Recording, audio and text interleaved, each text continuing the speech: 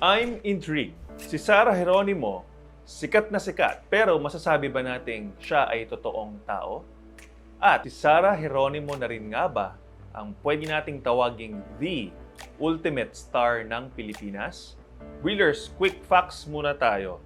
Noong 2002, si Sarah Geronimo ay nanalo bilang grand winner ng Star for a Night. This was hosted by Regine Velasquez. At nung time na yon, wala pang masyadong maraming mga singing contest, and so she started it in her generation. Also, bilang siya ay isang singer, hindi rin siya ikinumpara kay Regine Velasquez dahil may sarili siyang title. Ito ay ang Popstar Princess. At ngayon, tinatawag na rin siyang Popstar Royalty. Bilang isang popstar, makikita natin yung kanyang versatility.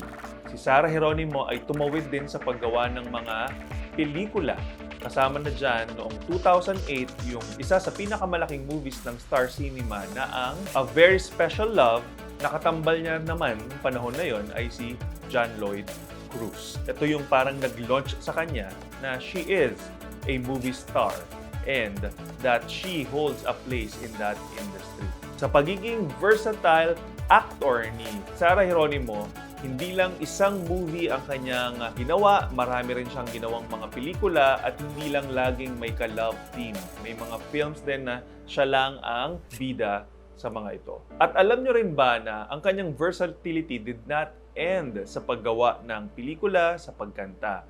Napansin din natin ang kanyang skill, ang kanyang passion sa very good performance that combines singing and dancing.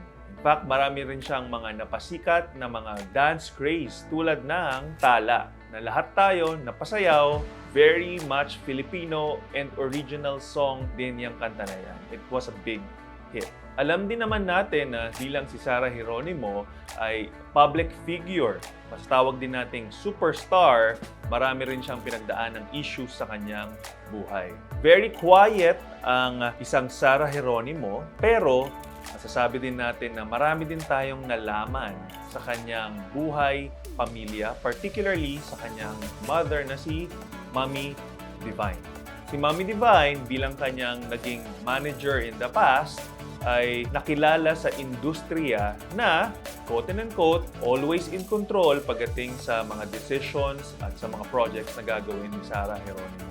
At ang pinakamalaking issue na nabato sa kanilang mag-ina ay noong panahon kung saan nakilala na ni Sarah Geronimo ang kanyang mapapang-asawa na si Mateo Gudicelli. But prior to that, even before Mateo, ay marami na ring mga issues na lumalabas na kaya hindi nagkakaroon ng love life si Sarah Geronimo ay dahil hindi pa siya pinapayagan ng kanyang magulang, particularly ni Mommy Divine. At bakit nga ba daw hindi siya pinapayagan? Ang netizen nag-iisip na dahil mawawalan ng kontrol ang kanyang ina at posible din na masira ang karir nito bilang siya ay isang breadwinner. Kaya pinangangalagaan siya ni Mommy Divine na for most people, they're thinking na sobra naman. Lalo na nung panahon na na-meet na ni Sarah Geronimo ang kanyang asawang sa ngayon na si Mateo Gudicelli. Ito ay noong year 2013. Ngayon ay 35 years old na si Sarah, celebrating their 4th year anniversary ng kanyang asawa na si Mateo. Sa ngayon ay naghihintay pa rin sila, either that or they still don't have a child yet. At sa pagkarami-raming issue na pinasok nilang mag-ina, slowly, ang mga updates that we're getting is that nagkakaayos na si Sarah at si Mommy Divine sa pamamagitan ni Boss Vic Del Rosario. Puntahan natin yung tanong na sobrang sikat, maraming taong tumitingala at nagmamahal kay Sarah Geronimo. Masasabi ba nating siya ay isang authentic na tao pa rin or totoong tao? Allow me to give you a very personal experience. May panahon kung saan ako ay naka-attend ng show nila na ASAP. So it's recording, but I get to see her live. And ang masasabi ko ay si Sarah Geronimo ay totoong tao. Bakit? Ano ang basihan ko? Dahil yung kanyang pagiging, yung tunay na personalidad niya. We could say na she is an introvert. We get to see that in spite of the stardom that she has. Majority kasi ng mga malalaking mga pangalan sa industriya ng show business or ng singing, ay nagkakaroon din naman syempre ng pride, ng ego, but with Sarah, hindi ko po naramdaman iyon.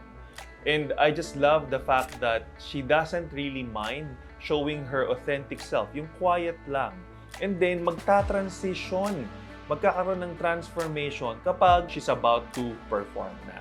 When we see that transition, that only goes to show na itong tao na ito ay hindi people pleaser lamang. Iniintindi niya rin kung ano ang tunay na pagkatao niya at kung saan siya komportable. And that's what I saw from her.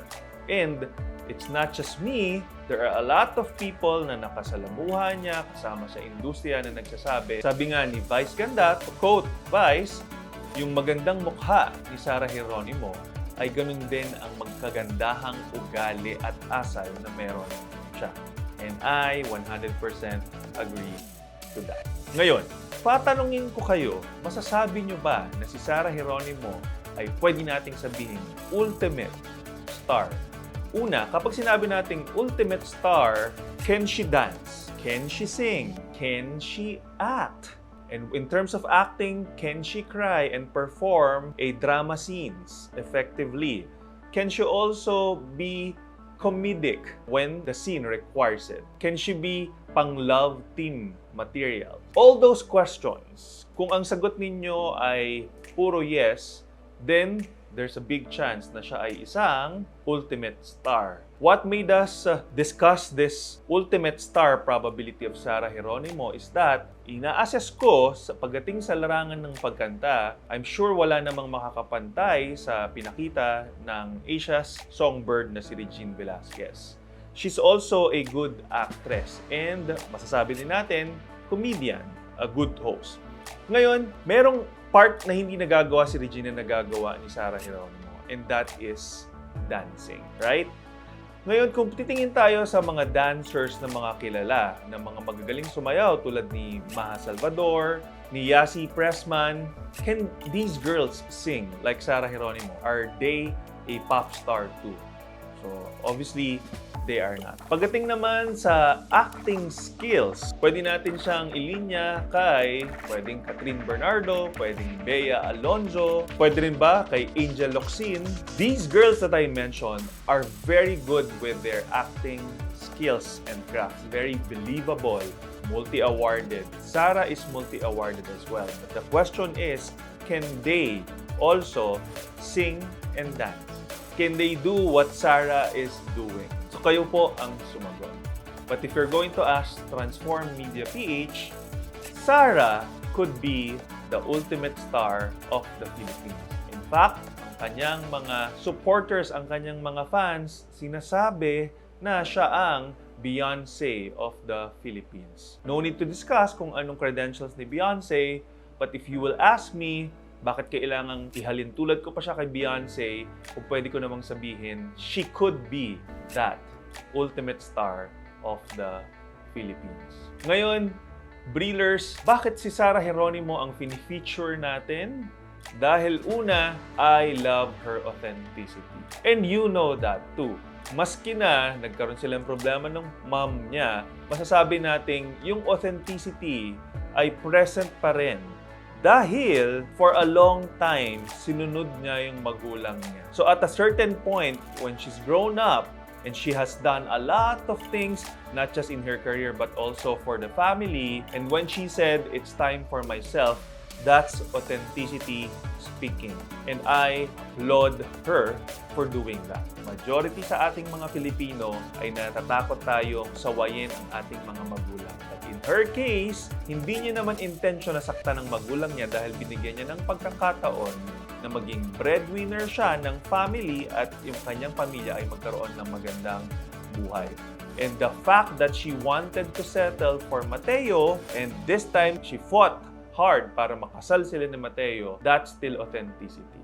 Magustuhan man ng magulang niya, ni Mommy Divine or hindi, yung ginawa niya, that speaks about her truth and her authenticity.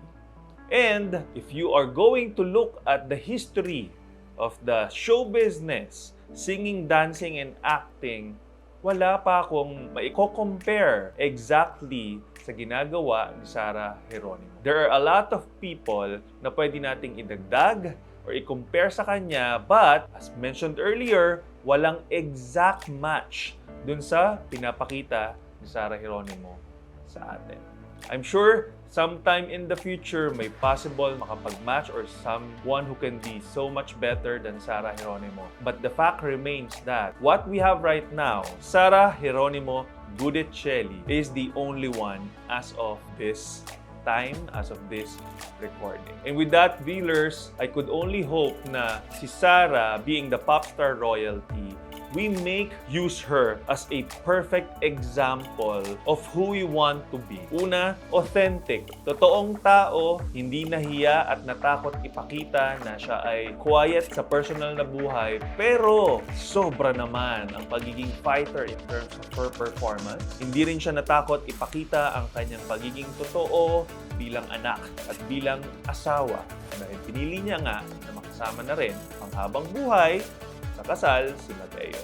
And ultimately, if kaya ni Sarah Geronimo na i-perform ang maraming bagay and that brings her to where she is right now, tayong mga netizen at humahanga sa kanya can use that as an inspiration, an empowerment. Na if Sarah can do it by showing her true self, by showing what she enjoys the most, then we can do those things. And so, Breelers, Sarah Geronimo is a perfect example of fulfilling your main purpose here on earth.